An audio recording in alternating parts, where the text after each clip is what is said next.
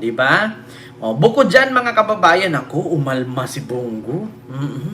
Umalma si Bongo mga kababayan, ha? Ano-ano ang sabi ni Bongo? Umalma si Bongo mga kababayan. Ito, basahin ko ha. Oo, umalma. Post ng Pilipinas Today. Ito na mga kababayan. Dahil sa nilabas na tawag dito, co-perpetrator, mga kababayan, dahil sa nilabas ng ICC na kasali nga siya at sangkot, kasabwat sa crimes against humanity ni Digong, umalma si Bongo. Ito ang sabi, mga kababayan. Naku po, Bongo. Naku, hindi mo tumadala sa iyak-iyak, Bongo. Wala siyang chinelas. Naku pa! Na hindi mo tumadala sa iyak, Bongo. Ito na, Senator Bongo itinanggi ang pagiging co-perpetrator ng sa drug war. Mariing itinanggi ni Senator Bongo na sangkot siya sa pagpapatupad ng drug war ni dating Pangulong Rodrigo Duterte matapos siyang tukuyin ng International Criminal Court or ICC prosecutor bilang co-perpetrator sa anti-drugs campaign ng administrasyon.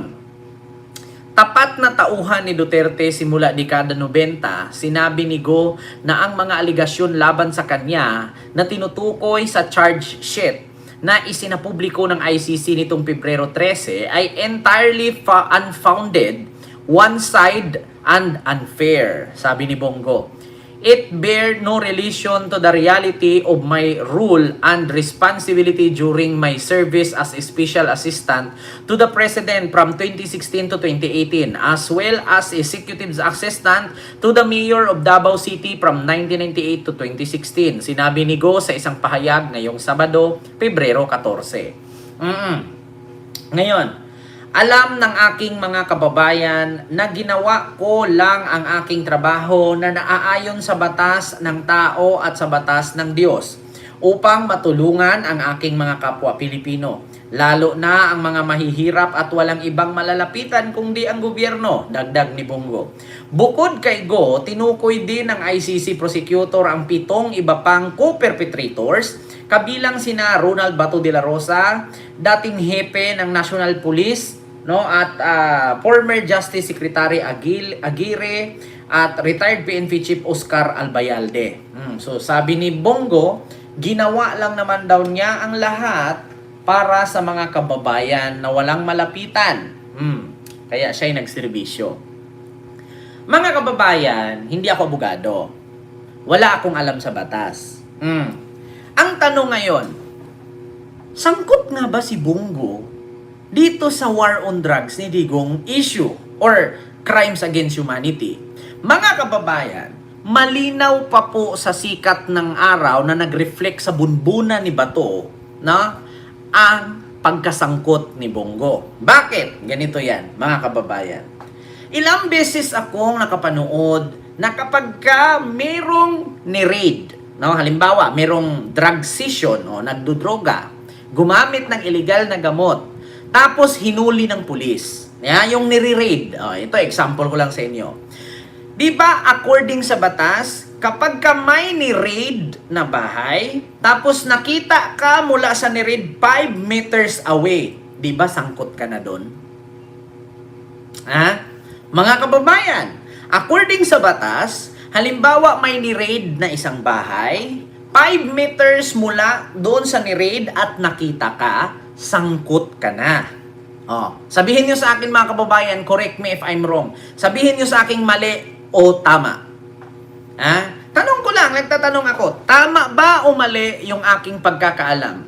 Kapag may ni-raid na bahay dahil gumamit ng illegal na gamot or kung anumang kabulastugan, di ba nasa batas na kapag 5 meters away mula sa naganapang krimen ay sangkot ka? At isa ka sa iimbestigahan at isa ka sa isasali doon sa listahan. Tama ba ako o mali?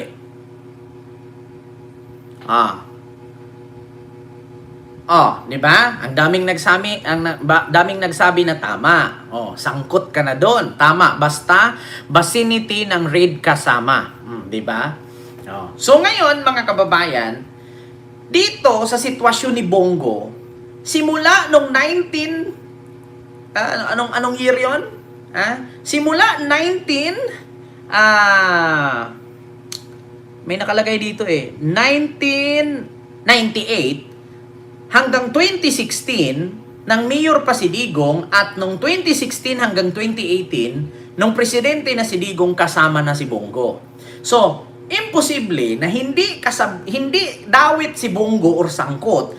Kahit saan si Bongo, andun si Digong. Kahit saan si Digong, nandun si Bongo. Kaya imposible na hindi alam ni Bongo lahat ng plano ni Digong. Kaya nga isa sa rason na kung bakit nagalit si Basti sa kanya. Kasi si Basti gustong makita ang tatay niya, hindi pwede. Kasi kailangan dadaan pa kay Bongo. Diba? Diyan pa nga lang sa salita kung bakit galit na galit si Basti kay Bongo. Diba? Kasi ang rason ay merong gustong makipagkita kay Digong, kailangan dadaan pa daw kay Bongo. Kaya nagalit si Basti. So, dyan pa lang sa salitang kailangan dumaan kay Bongo bago magpa-appointment. So, ibig sabihin, lahat ng plano ni Digong, alam ni Bongo at dumadaan kay Bongo. Kasi di ba presidential personal aide siya, personal assistant siya, right hand sa madaling salita, secretary sa madaling salita. Kaya nga kababayan, imposibleng hindi siya dawit. Tapos ngayon magngangalngal siya dito. Tapat na tauhan ni Duterte simula 90s hanggang 2018. It bear no relation to the reality of my roles as responsibility during my service as a special assistant to the President from 2016 to 2018, as well as executive assistant to the Mayor of Davao City from 1998 to 2016. Sinabi ni Go sa isang pahayag ngayong Sabado. So, di ba pag nag-raid ka nga lang, nire-raid ang isang halimbawa, merong bypass operation, nagre-raid. Di ba 5 meters away mula dun sa nire-raid, sangkot ka kung nakita ka doon? Bakit si Bongo, ilang dekadang kasama si Digong, hindi ka sangkot? So ano yon? Lahat ng plano ni Digong hindi mo alam? Yung anak nga niya, kukuha lang ng appointment, hindi mamimit ang tatay kasi kailangan dumaan sa'yo. Nako, mga kababayan. Diba? Ayan na naman si Digonggong. Anong wag po fake news? Putang ina mo. Kaya ka nga nakulong dyan. Nabulok ka sa kulungan. Hayop ka. Sabihan mo pa kung wag fake news? Ang ina mo. Ako fake news? Pag ipakita ko sa'yo kung paano nagalit si Basti na hihingi lang ng appointment, kailangan dadaan pa kay Bongo. Pupunta lang. Anak siya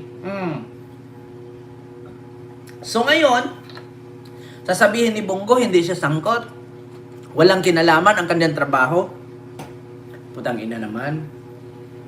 Ultimo nga tatai si Digong, nandun ki. Ultimo nga uutot si Digong, nalalanghap mo Tapos ngayon, yung plano ni Digong, wala kang alam? Hindi ka kasali? Tangina. Sino pinagluluko mo? Ultimo nga, tingas ang ngipin ni Digong, ikaw pa yung tatanggal Ultimo nga, yung tutuli ni Digong, ikaw pa yung tatanggal sa tutuli. Tapos sabihin mo, wala kang alam? Hindi ka kasali? Hindi ka sangkot? Yung ultimo nga, brief ni Digong, ikaw pa yung magsuot. Diba? Umalma daw, mga kababayan. Wala daw siyang kinalaman. Putang inahalos lahat ng galaw ni Digong nakalista sa'yo. Ikaw ang sekretary niya. Naku mga kababayan, umalma daw si Bongo. Hindi daw siya, hoy, pag si Kent nag-live, may resibo, hindi fake news. Gusto nila, Ma'am Elena Garcia, ito. Sasabihin ni Bongo na wala siyang kinalaman dyan sa war on drugs ni Digong kasi nagtrabaho lang siya. Ano ba ang trabaho niya?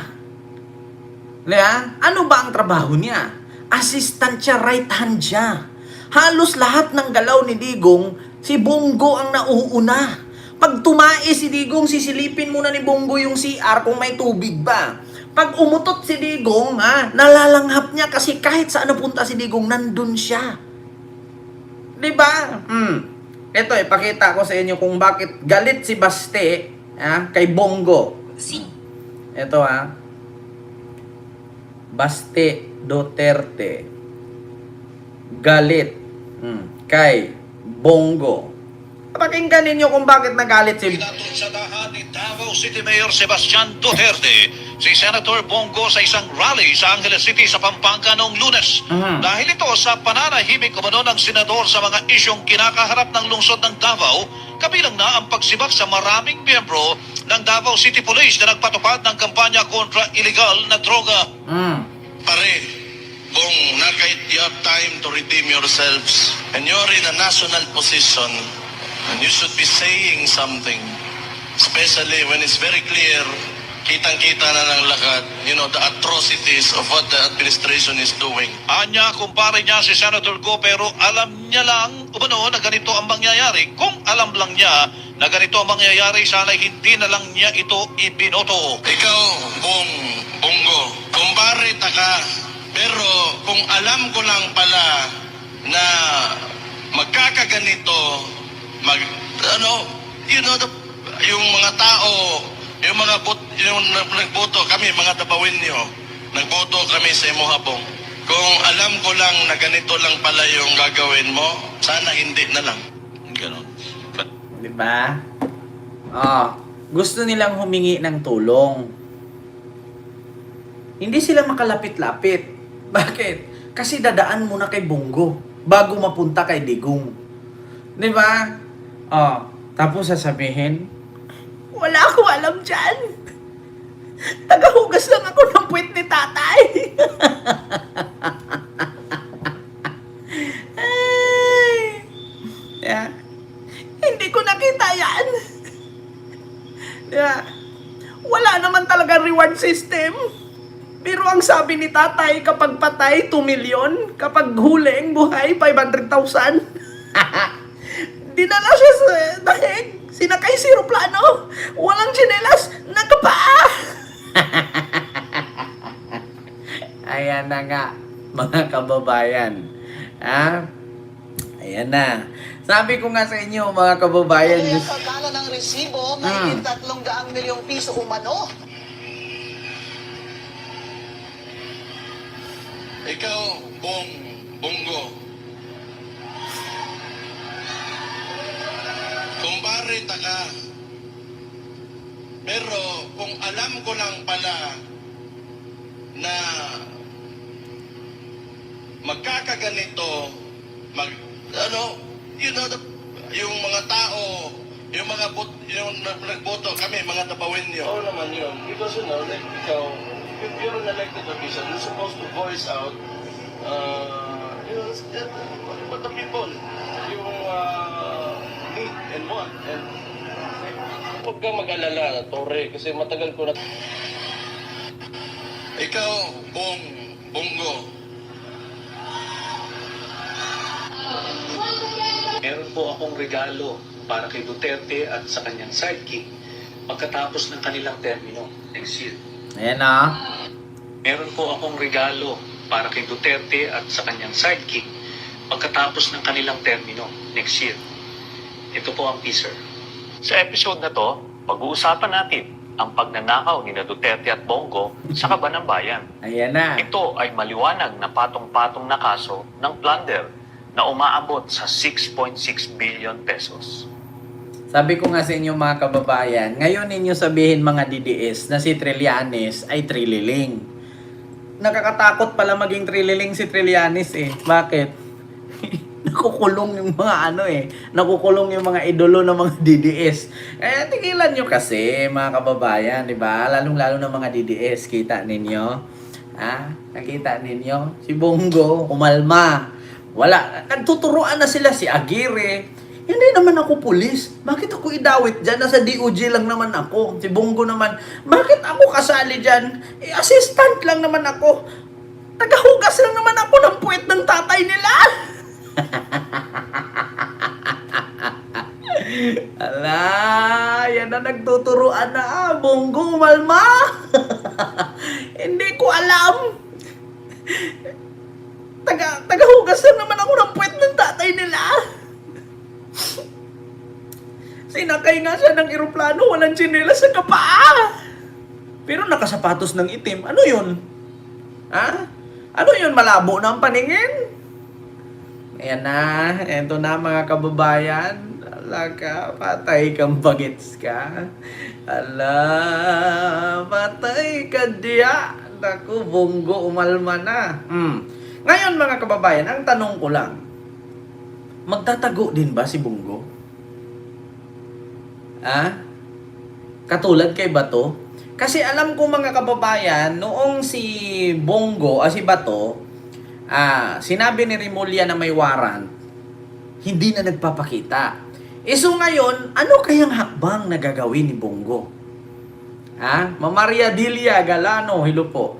May warrant na ba si Bongo? Sabi ni Ma'am Kanji official. Ma'am Kanji, aantayin pa ba niya magka-warrant? Antayin pa ba niya magka-warrant? Once na inilabas ito, nakapwa sangkot sila, hindi pa ba siya nagigising? Si Digong nandun na. Di ba? Nako, mga kababayan, take note, baka hindi lang si Bongo magtago, baka pati silang lahat na. Ma'am Kanji, aantayin pa ba ni Bongo na magka-warrant siya? Hindi ba siya ngayon magtago na muna? Nako, mga kababayan, eto na nga. Ma'am Clarita R, big love shoutout po. Antayin mo pa ba, Senator Bongo, na magka-warrant ka? Kasi ang pagkakaalam ko, ano bang sabi ni Trillanes? Ito. Trillanes, warrant. Ito. They're not really after even the mid-level operators. So, mananaro down yung mga mai-issuehan ng warrant. Eventually, probably, at most, mga 4 ang may issuehan. Including former President Duterte na po. Yes. So tatlo. If we have Senator Bato de la Rosa, Yes. who do you think are the other two? Bongo and Albayalde. Hala. Yeah. At But, what point do you think magkakaroon ng, if any, warrant of arrest against them? Mga next year na yon, yung dalawa. But si kay Bongo, tingnan natin, I can state definitively that December Rina yan, Garma will be a witness against Duterte. December 9 When she yan. was here, she was already interviewed by the ICC investigators, and also now that she has left the country, they continue to engage with her. They're not really after even the mid-level operators. So, mananaro down yung mga mai-issue. Ito ang balitang tila gumimbal sa Quezon City. Go ahead, make my day, Mr. Trillanes! Lalakas ng loob nyo, tatapang nyo. Never ako magpapagamit kahit kanino man. Sabihin mo kasi Senator Trillanes, kung siya pwede madiktahan ng mga kung sino mang gusto mag-utos sa kanya, yung mga yelo o sino mga partido niya na magagamit sa kanya, kung nagpagamit siya, never ako, never. Sabihan mo, Senator Trillanes, Lalakas ng loob nyo, tatapang nyo. kung ikaw isang senador na nagpapagamit sa iyong political party, sa iyong partido, para manira ng mga kalaban ninyo sa politika, Wag ako. I can never be used. I swear to God, nobody dictated me. Lalakas ng loob nyo, tatapang nyo. sabihan mo, sige ka lang, ngak dyan ng ICC. Sige! Go ahead! Kahit sumama ka pa, mag-serve ng warrant. Sumama ka, ikaw mismo magkusa sa akin. Lalakas ng loob nyo, tatapang nyo. I leave my faith to God. Kala ko, I live my love on you. It's all I wanna do. Eto na, mga kababayan. Patay kayo diya. Anong sabi ni Trillanes noong December 9, 2025? 4 ang ma-releasan ng warrant. So, kasama na si Digong. So, nakulong na si Digong, may 3. Si Bongo, si Bato, si Bongo, si Albayal, Aguirre. So, kay Bongo, kay Bato, alam natin nandyan na. Pinaplano pa lang.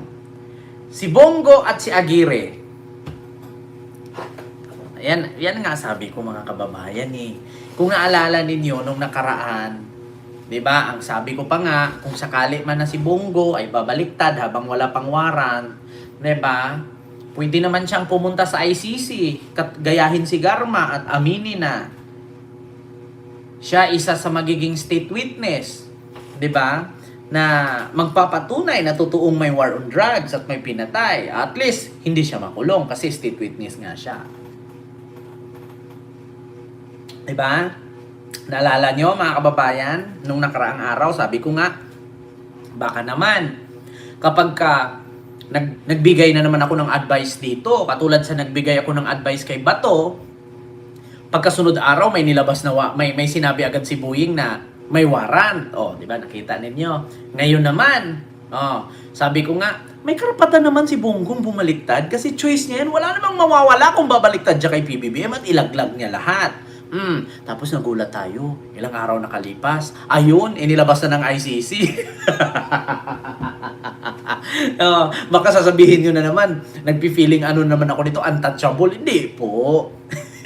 Hindi ako nagpi-feeling untouchable. Nagre-react lang, di ba? Kasi di ba dati, naalala ninyo, nagbigay din ako ng advice kay Bato. Sabi ko nga, habang wala ka pang warrant, habang maaga pa, pumunta ka na kay Trillanes. Aminin mo lahat ng kasalanan mo, ilaglag mo si Digong kung ayaw mo magpakulong. Hindi nakinig. Ayun, pagkabukas, naglabas agad si Remulla, may warrant si Bato. Nasa akin sa cellphone ko, pero unofficial pa lang. Ngayon naman, mga ilang buwang nakalipas, nagbigay ako ng reaksyon kay Bato, kay Bongo. Sabi ko nga, kung sakali man, nababaliktad si Bongo kay PBBM at ilaglag ng mga DDS. So ngayon, sabi ko, baka naman, pag ibulgar natin to sa mga susunod na araw, lalabas na naman. Di ba? Lalabas na naman ang warrant ni Bongo. Hindi warrant ang lumabas, kundi sangkot siya. Co-perpetrator. Nako, sabi ko sa inyo mga kababayan, chismis lang yan, huwag paniwalaan. Di ba yung chismis natin, nagkatotoo nga. Ay nako, kaya Bongo, kung nanood ka man ngayon, hanapin mo na si Garma. Kausapin mo na si Trillanes. Magpadala ka na ng imensaryo. Katulad sa ginawa mong nagpadala ka doon at inoffer mo na 1 billion or sky is the limit. Ulitin mo yun, yung ginawa mo kay Trillanes na huwag mo na akong kasuhan. Magkano ba? Sky is the limit. 10 digit daw. 10 digit. 10 digit. Sky is the limit. Ulitin mo yun. Kausapin mo si Trillanes. Pwede bang gawin mo na lang ako state witness? Ilaglag ko na lang si Tatay Digong para hindi ako makulong? Habang wala ka pang warrant, bumaliktad ka na. Kasi kapag ka may warrant ka na, 30 years ka doon sa loob. 30 years ka doon sa loob. Sa 30 years na yon. Nako po. Happy Valentine sa'yo. Ngayon araw ng mga puso, sana naman ipasok mo sa puso mo na makonsensya ka sa mga nabiktima na walang due process. Ikanta mo na. Ilaglag mo na habang wala ka pang warrant. 'Di ba? Diyos ko. Ikanta mo na habang wala ka pang warrant. 'Di ba? Kasi kapag ka nandyan na yung warrant, hindi ka na magiging state witness niyan. Oo, ang mangyari sa'yo, makukulong ka 30 years. Ala, mga kababayan. Naku, ito na nga sinasabi ko, patay kang bata ka. Ayan, dito tayo